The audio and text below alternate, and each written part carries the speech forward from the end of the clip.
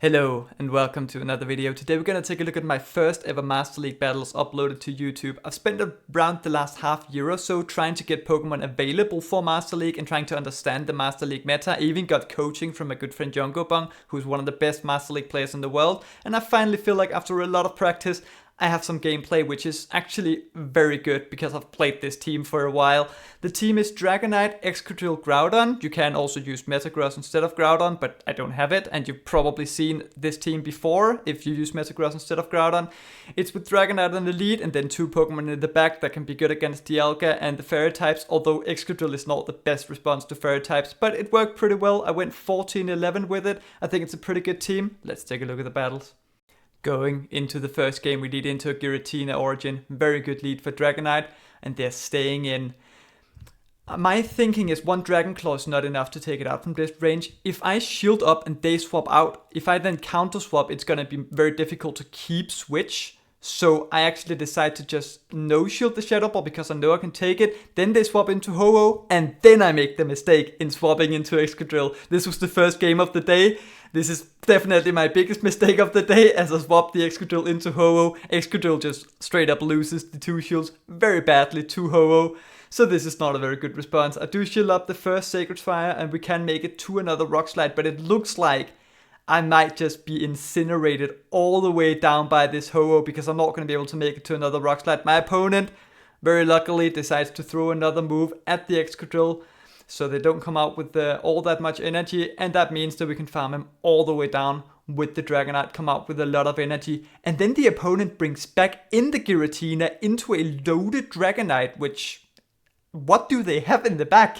We can throw one Dragon Claw, and then they're not going to be able to make it to a move, so we can just farm them all the way down. And, well, they have a Groudon in the back. They were just triple weak to Dragonite, which is absolutely crazy. We can't go for one Dragon Claw. I could have gone for another one, but it wouldn't really make much of a difference, because one Dragon Claw plus one Precipice Blade plus a little bit of Mudshot damage is enough to take out the Groudon.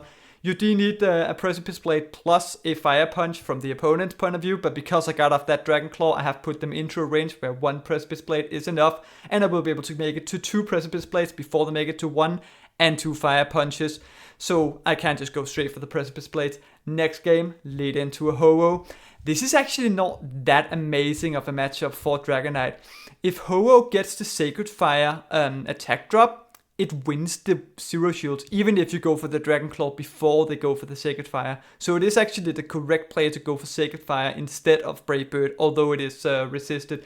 Because if you get the attack drop, two Dragon Claws plus the Dragon Breath is not enough before they get to the Brave Bird, which is after four for the Sacred Fire and then two for the Brave Bird. They bring in a Dialga afterwards. We swap into Groudon. Of course, we have two good responses to Dialga. And then we swap into Groudon, they swap into their own Groudon, so we can't just go straight for the Precipice Blade. My thinking here is they can't Mudshot down my Dragonite, and they would have to throw another move at my Groudon. So even, like, if they bait and I shield, that would be bad, because then they would be able to outpace me. But if they go straight for it and I no shield, it's fine, because then I just have a shield advantage instead, and then I can just bring my Dragonite in on the Groudon, and they still have to throw energy in order to take out my Dragonite. The issue here can be that Excadrill actually loses the Zero Shields to Dialga in the back if it's down one Dragon Breath, which it will be, so I can't really spend the last shield here, so I have to just let my Dragonite go, but it's fine because I have Dragon Breath the Groudon into a range where I can Mudshot it into one Drill Run range, because one Drill Run does about 38%. I was very much anticipating they would go for the CMP tire, so I didn't want to throw immediately. I would much rather just over farm and then try to come out with as much energy as possible against this Dialga. The Dialga does need the equivalent of 11 Mudshots to get to the Draco Meteor, and the Iron Head is simply not threatening, so I can't just over farm quite a lot to make sure I can outpace the Groudon in the back. Take out the Dialga, then get to a Drill Run on the Groudon. As I say, it does about 38%, so this should take out the Groudon, and that is a good game. Next game, lead into a Solgaleo. Not gonna lie, I did not sim any matchups against the Solgaleo. I was not really ready for it. Apparently, Dragonite loses to it in all even shield scenarios, but I think it's a pretty good play to just take the Psychic Fangs and then swap out after you got debuffed. Very luckily, my opponent decides to also swap out at the same time, and they swap out into Lugia, which is amazing. This is exactly where we want to see it for Excadrill. I should also say, this team, when you're using Groudon instead of Metagross, is ABA weak to Lugia, but I didn't see any Lugias in the lead. They're mostly used as a safe swap, which is absolutely fine, because then you can just bring Excadrill onto it. But if you see it on the lead, it is a pretty big problem, not gonna lie. Luckily, I didn't see any of them. As I shield up a Sky Attack, I know this is just another Sky Attack. It takes 5 for the Sky Attacks, takes 9-8 for the Aero Blast, so we can overfarm a little bit. I should have probably farmed up to back-to-back Rock Slide here instead of going for good timing, because I'm not 100% sure I can lift one Fire Fang from the Solgaleo. So if I don't live that, I might just get knocked out with the Drill Run. As they bring in the Solgaleo, I go for the Drill Run. We do get it off, but we get it off into the Rayquaza. Very nice catch by the opponent. We bring in the Dragonite and go for a Dragon Claw right before they make it to a Breaking Swipe after 4. My thinking is it's not quite in a range where Groudon can take it out with one move, so I would rather Dragon Breath them into hopefully Fire Punch range, because I can also make it to one more Dragon Claw and either grab the shield or take them out. And now with the Dragon Breath damage, it's a lot easier for Groudon to take care of it, because one Fire Punch does about 70% here, I think. So now they should be in a range where we only have to throw one move from the Groudon. They will be able to make it to one Breaking Swipe, but this doesn't do a lot of damage. They're 3 away from the next Breaking Swipe, but I'm very much anticipating they're going to try to catch. So I want to throw in the middle of their fast move. They try to wait one turn, it looked like, to try and catch on Solgaleo. I don't throw. Instead, we go for the Precipice Blades into the Solgaleo to take it out, make it to the Fire Punch on the Rayquaza as well. And this will, even though we are debuffed, take out the Rayquaza as well, and Groudon is a Rayquaza counter confirmed. GG, next game, lead into Dialga, yikes, swap into Excadrill, and they respond with a Mewtwo, which is not really an amazing response. Of course, they could have Focus Blast, which would obviously one-shot, but 2 Drill Runs is also enough to take out the Mewtwo. I thought that they would go for a move after 9, because that's when they get to the Focus Blast, but they go for a move after 10 instead. I didn't want to CMP them on 9. Instead, we CMP them on 10. Yay. And shield up a Side Strike. Even more yay. Go for a Drill Run of our own, and I'm thinking maybe they're gonna go up to 10 again. They should throw off the 9 to threaten the Focus Blast here, but nope. They just decide to let me get to the Drill Run before they make it to another move. And at this point, I have a shield advantage. I'm thinking Groudon with a shield advantage might just be able to do very well in this game. They go for the Shadow Ball to almost take out Excadrill. We can bring in the Dragonite afterwards to basically sacrifice it. They make it to another Side Strike, but they shouldn't have a lot of energy. I'm looking at it. I think I'm going to be able to get a lot more value out of farming them down with Groudon. So swap into the Groudon. They respond with Giratina, but we do have a shield advantage, and this is looking like a very good situation. We can make it to a Precipice Blade to do big damage to the Giratina, and I'm thinking I don't think the Mewtwo is going to get to another move. We will definitely outpace the Dialga, because it takes the equivalent of 8.5 Mudshots for the Dialga to get to a move. So I just shield up the move from Giratina, anticipating that I'm not going to take another charge move in this entire game. Of course, they bait me, and then we go up to the CMP on 7 on the Shadow Ball. Then they bring back in the Mewtwo, and I miscounted. They actually make it to a move with the Mewtwo. They make it to the Side Strike. This is the move I should have shielded, because a Side Strike does about 50%, whereas a Shadow Ball only does about 42%.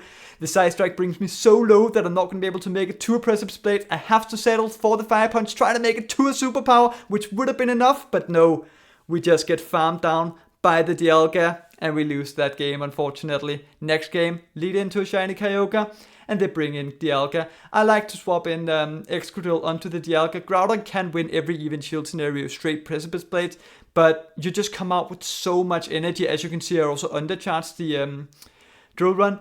As I said, Dialga does win the Zero Shield scenario with 1 Dragon Breath advantage, which of course it got when it swapped in earlier, because they can just land the Draco Meteor, so I'm gonna have to shield up regardless. So I would rather undercharge the Drill Run and then come out with even more energy after shielding the Draco Meteor, because the 1 Drill Run is not enough. They would still be able to get to the Draco Meteor regardless, so that way by undercharging I come out with more energy for the Kyogre.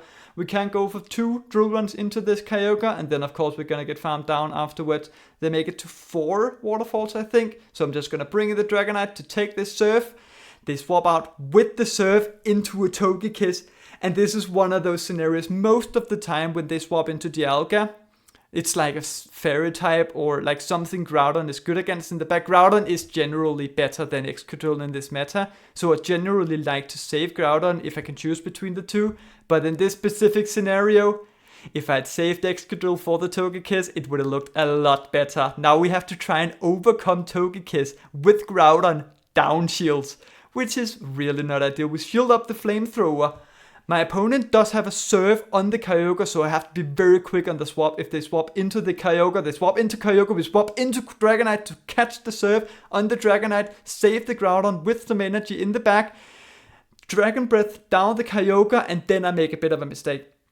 I go for the superpower immediately, thinking I was not going to get to 2 Dragon Claws. I just want to debuff myself as quickly as possible to give them as little farm as possible. But because I debuffed my defense and my attack, the Dragon Breath did less damage. They just no-shielded the move, so they still have their shield. And then I don't take them out. If I hadn't debuffed my own attack, I might have been able to Dragon Breath them down. But no, we actually lose that game because there was a Togekiss in the back. GG. Next game, lead into a Ho-Oh. They swap into Zacian. Against these fairy types, Groudon is definitely the correct play. I initially thought that, Excadrill is a steel type. You want to swap in your steel type against the fairy types. No. Definitely not. Groudon is good against both Zacian and Xerneas, and is definitely the response. Takes 5-5-4 for the play rough, as they went for the first one, and then it's 4-3 for the wild charge or close combat. So this should be either a wild charge or a close combat. It is a wild charge, and then they should be 3 away from the next one, so we can make it to a Precipice Blades. You can just go straight Precipice Blades against both Xerneas and Zacian. So we go for the Precipice Blades, they shield it up once again, and then I'm thinking, if I shield this move up and then take out the Zacian, I will be able to probably make it to a Precipice Blades against the Ho-Oh afterwards, but the Ho-Oh will also farm me all the way down, and I will have no shields remaining, meaning they can just start offloading Brave Birds and Sacred Fires upon my team. So I actually don't really want to go down to 0 shield as they take me out with the play rough. So I actually just give my Excadrill shield advantage instead. They bring back in the Ho-Oh, we bring in the Dragonite. Excadrill up a shield with energy is just an absolute menace in this meta. Also, we completely walled this moveset from the Zacian, so we don't have to be afraid of any move from the Zacian with the Excadrill. I'm just going to let my Dragonite go, give a shield advantage to Excadrill, and it pretty much doesn't matter what's in the back. It's usually not a Kyogre or something like that when they lead Ho-Oh. It's usually like a Dialga or maybe a Xerneas or something like that. I go for the superpower immediately to debuff my defense so that they get less farm. They get 2, Geomancies in. It takes 4 for the first close combat. It's the exact same counts as with Zacian. So we can make it 2 drill runs before they even make it to 1 close combat. And as I say, with the moveset that Zacian is running, they simply can't touch Excadrill, so they just concede the match. Next game, we lead into another Giratina. Good lead for Dragonite. They swap into Xerneas, and once again, we respond with the Groudon. And as I say, this has the exact same count as Zacian, as a Snarl Zacian. So we can just let the first Moonblast go, and then we can do 3 more, and then go for a Precipice Blade. This is not quite enough to take out the Xerneas, but they should still be 1 away from the close combat. So we can make it to another Precipice Blades. They are over-farming quite a lot. It is 4 and then 3 for the close combat, even after they go for 1 Moonblast. So they should still be 1 away from the next close combat, if this is a close combat. So I'm thinking, when they debuff themselves, I'm still going to be able to just mud-shot them down afterwards and come out with energy for the Giratina. I go up to 6 to try and CMP tie them on a potential Ominous Wind here. They of course don't fall for it. It's very rare that they fall for it these days, so we can't get off the Precipice Blade to do big damage on the Giratina, but then they just farm us all the way down. We bring in the Dragonite. They probably have a good response to Dragonite in the back when they lead Giratina, so I'm just going to sacrifice it, take the Shadow Ball, then they swap into Excadrill, and this is not ideal. Down energy, Excadrill does not do well against another Excadrill, so I try to catch the Rock Slide on my own Excadrill, and we do catch the Rock Slide, which is really nice. They also have the best body ribbon. I would suggest you have the best body ribbon on Excadrill when you use this team, or just when you use Excadrill in general, because then you can win CMP against other Excadrills. They should be 2 away from the next one, so we should get there at the same time, but I have energy on my Dragonite, so I can just let my Excadrill go. They have no shields left, so we can just get to the superpower. This will, of course, take out the Excadrill.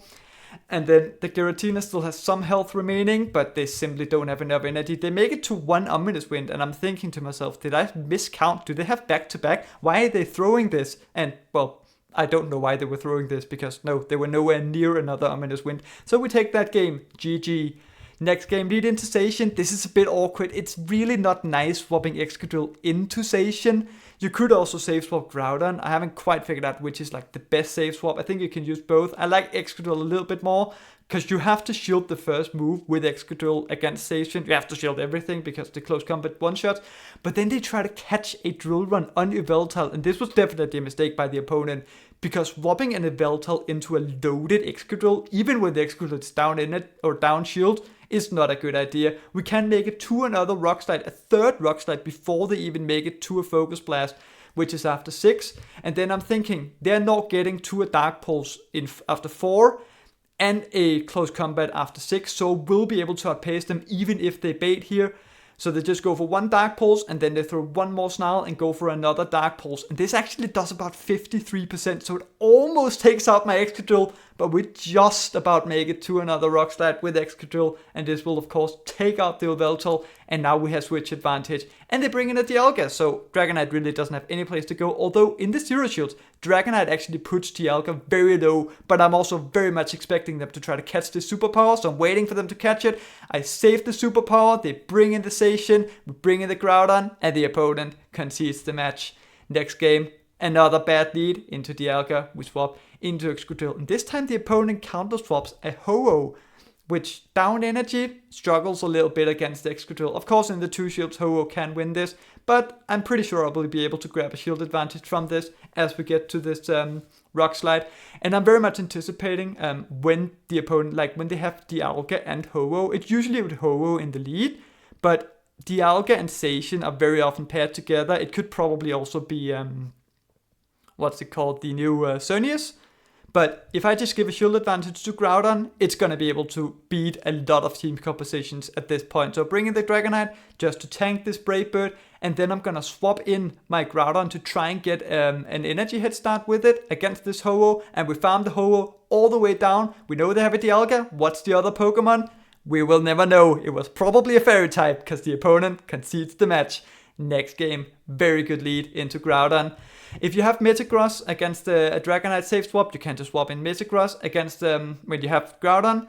What I would suggest you do is just go for the Dragon Claw, because now you've Dragon Breath the other Dragonite into a range where we only have to go for 1 Rock Slide. And because you only have to go for 1 Rock Slide, you will be able to win this matchup even down energy against the Dragonite, even if they bait. They go for the superpower, it takes 7 Mud Shots, and then 6.5, 6.5 for the superpower, so we can go for 1 more Mud Shot and then go for the Rock Slide to take out the Dragonite, and then they bring back in the Groudon. I don't throw my Drill Run because I want to incentivize the opponent to go for the Fire Punch, because I know that it only does about 53% and I can live it to still get off my move. So by incentivizing them to go for the move immediately, they come out with less energy. So now they only have 2 Mud Shots worth of energy. It doesn't really matter because the energy is going into Dragonite anyways. So yeah, they bring in a Dialga afterwards, we bring in Groudon, and because they didn't get too much of an energy advantage, we can't just go straight Precipice Blades. Groudon does win every even shield scenario straight Precipice Blades, so we just go straight for it. They shield it up, we're just gonna shield up this Iron Head as well, and then it takes 8.5, 8.5, and then 8. I'm counting 2 turn moves, by the way, usually for the Dialga to go get to these Iron Heads, so we can overfarm by 1. Maybe could have overfarmed by 2 even, and then go for another Precipice Blades to take them out. Then they bring in the Groudon. Important detail, I could go for the Fire Punch, but if I do, they can tank it and then overfarm even more before going for the Fire Punch. So by going for up to the Precipice Blades, I force them into throwing their energy immediately, meaning they simply won't be able to get enough energy to take out this Dragonite. So we just make it to the Dragon Claw to take out the Groudon, and that is another good game. Next game, a little bit of an awkward lead into Landorus. We swap into Dialga, we swap into Excadrill. Once again, I faced this situation so many times today. Probably, this is a very common situation if you're using this team, because a lot of people save swap their Dialgas. I tried to undercharge the Duruan, but it actually shielded up, and this is a very good play by the opponent, because now they're Dragon Breathing me into a range where they can mud-shot me down with Landorus. We overfarm up to right before they make it to another Iron Head, and then we can go for this drill run, which we're of course going to fully charge to take them out, and then they bring back in the Landorus. They can tank 2 Rock Slides, and I'm pretty sure I won't be able to make it to a 3rd Rock Slide, so they can just mud-shot me all the way down. I think I make a mistake here. I should probably just let them farm me down and then sacrifice the Dragonite. Instead, I don't want to let myself get farmed down. I'm very much anticipating that they're strong against Dragonite because they swapped out of a pretty neutral matchup in the lead, as in Dragonite into Landorus. So I was anticipating they would be strong against Dragonite, which is why I just let the Stone Edge go. But then they bring in a Zekrom, and then I make another mistake. I don't think they have enough of an energy advantage to where they can make it to 2 crunches before I make it to 2 Precipice Blades, because it's 7 and then 6 for the Precipice Blades, and it's 7.5, 7.5 for the crunches. So I could have just shielded it up and not taken it, and because I get the defense drop, they just farm me all the way down after shielding the Precipice Blades, and then they farm my Excadrill all the way down as well, and we actually lose to Dialga Zekrom backline, and I feel a little bit embarrassed. But next game, lead into a Rayquaza, not a good lead. But once again, my opponent swaps out of what I would consider a good lead for Rayquaza into a Zacian, which we are of course going to respond to with Groudon once again. They make it to a play rough. It takes 8, 7 for the play rough, and then 8. And then if they go for a close combat or a wild charge afterwards, it's still 6 for the for that one after the play rough. So we can make it to a Precipice Blades and then also make it to a Fire Punch right before they make it to another move and take out the Zacian. But now we will be able to make it to a Fire Punch on their Rayquaza. I maybe could have made it to a Precipice Blades as well, but I go for the Fire Punch. But the Rayquaza is just going to get a massive energy head start. I'm thinking, initially it makes sense to bring in the Excadrill, right? But they swapped out of a neutral matchup, like what I would consider to be a pretty good matchup for Rayquaza in the lead. I think that they're good against Dragonite in the back because of that. And I know that what's it called, their move? The Rayquaza's move, Breaking Swipe, only does about 46-47% to Dragonite. So I think I can live it and get off my Dragon Claw. So I actually sacrifice the Dragonite, take the Breaking Swipe, just about get off the Dragon Claw to grab a shield, and then bring in the Excadrill with an energy or a shield advantage. They make it to another Breaking Swipe, and they're only 2 away from the next one, and a Rayquaza does win CMP, so I do just let them get to it. And I'm very much anticipating that it might be a Fairy type in the back, which is why I was letting it go. I thought it would be Rayquaza, and then with Zacian and Xerneas in the back, but it turns out to be Solgaleo in the back, so there was just absolutely nothing I could do, because Solgaleo is just, even if I shield up the second Breaking Swipe, no, like, they just fire spin me all the way down, and I die with 2 shields, which is not ideal. But GG, cool team by the opponent. Next game, lead into a Ho-Oh. As I say, I actually don't really like this lead all that much. You can go for the Dragon Claw before they make it to the first move, which like get it off before they debuff you, potentially debuff you with the Sacred Fire. But even if you get off the first Dragon Claw before the Sacred Fire, if they get the attack drop, the second Dragon Claw, which you have to throw after 2 because it's only 2 to the Brave Bird after when they throw the Sacred Fire first, the Dragon Claw is simply not enough. They will actually make it to a Brave Bird and win the Zero Shields. Ho-Oh, the Fire type, beating the Dragon type.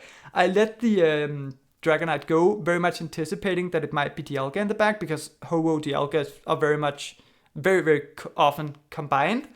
And then potentially with like a Zacian, it can also be something like a Giratina, but I'm very much anticipating a Dialga in the back. So I was thinking that my backline in the 2 shield scenario, like as long as I don't go down shields, should be able to deal with whatever they have in the back. So I just stay in with Groudon when they bring in the Giratina, because Groudon has a better matchup against Giratina than Excadrill does, and I don't mind too much which of these 2 is going up against Dialga. As they go for another Shadow Ball, I'm going to go up to 6 here, and then I'm going to wait a turn. They bring in the Ho-Oh, and then I'm going to farm down the Ho-Oh, because it's 7 for the Shadow Ball, so I went up to right before they made it to the move, and then we're going to go for the Precipice Blades as they bring back in the Giratina. Does big damage to the Giratina. They lose counts. I was pretty sure there was another Shadow Ball there, but they lose counts, so we can just make it to this Fire Punch. Then they bring in the Dialga. As I say, Dialga does win the Zero Shields with 1 Dragon Breath advantage, but it comes out with like no HP remaining. So my opponent realizes that and they just concede the match. In the final game, we lead into another Kyogre. Very good lead. They swap into Dialga. We swap into Excadrill. We've seen this situation before. If you haven't seen this little trick with the Excadrill, just leave the last line of bubbles. That is like 5 or 6 bubbles, and then you can get the perfect farm. As I said earlier, they will make it to the Draco Meteor, even if you fully charged it. So you would rather just undercharge it a little bit like that, and then you come out with more energy on Excadrill. So you can make it to the first drill run here. Fortunately, 2 drill runs is not quite enough to take out Ho-Oh, so they will still be able to come out of this matchup. You could argue I could like undercharge this, but their switch timer is up, so there's no real point in like leaving them with more HP, because they're just going to go for the serve, and then obviously they're going to swap out. I'm very much anticipating they're just going to swap out immediately into something which is good against Dragonite, because when they lead Kyogre, they should be good against Dragonite in the back. I go for a very unnecessary bait here. You can make it to 2 Precipice Blades before they make it to 2 Crunches, and you can take 1 Crunch with Groudon as long as they don't get the debuff. So should probably not bait. We do grab the shield, and because we get the debuff, that bait might actually have been quite necessary. But we do make it to another Precipice. You can make it to 2 Precipice Blades and win the 0-1 shield scenario. So take out both shields from the Zekrom without having to expend the shield on Groudon, so that we can save the shield for Dragonite to shield up this Crunch and then make it to the Dragon Claw on this Zekrom. This will of course take out the Zekrom, and now they only have that very low health Kyogre in the back, which we can just Dragon Breath all the way down and win another game. That was the last battle for today, and overall I think this is obviously a very basic team, but I also think it's a very good team, and like it just works unless you're running into Dialga and Fairy types all the time at the lead, of course. But I really like Groudon instead of Metagross in this quote-unquote Dragonite double steel team, which is not really a double steel team. But other than that, fun fact of the day, if one of these is Shadow, Dragonite beats Mamoswine in the 1-shield scenario in Master League. And generally, if you're using this team or a team like this, I would suggest you just stay in with Dragonite against Mamoswine, because it's really not that bad. Other than that, if you liked the video, remember to leave a like. If you're new here, subscribe to the channel. And of course, a massive thank you to the members of the channel. Your support is very much appreciated. Thank you for watching, and I hope to see you next time.